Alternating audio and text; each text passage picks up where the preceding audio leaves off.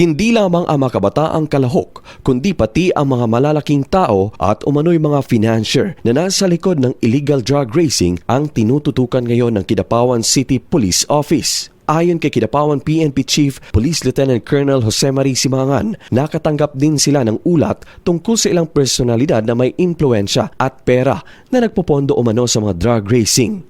Git niya, hindi titigil ang kapulisan sa paghabol sa mga ito. Buuan niya ang suporta ng mga law enforcement units at tukal na pamahalaan sa pagpapatupad ng mahigpit na operasyon kabilang ang night patrol, checkpoints at intelligence monitoring upang matukoy ang mismong mga kalahok at kung sino-sino ang nasa likod ng operasyon. Bahagi rin ng hakbang ang pagbisita sa mga paaralan upang magsagawa ng information drive at babala laban sa drug racing. Dagdag pa ng opisyal, maraming kabataang estudyante at ilan ding out-of-school youth mula sa iba't ibang bayan gaya na makilala, matala, magpet at kabakan ang nadadamay sa ganitong gawain. It really involves money. Parang sugal po kasi yan Parang sugal po yan. At may mga nakatinong po sa ating informasyon na yun nga po, may mga financer, may mga pumupusta ng mga malalaking tao. At ang pinakamasama nga po na nasa yung mga iba pa po is nanunungkulan sa ating gobyerno. Pero of course, we're going to address that. We're going to fight that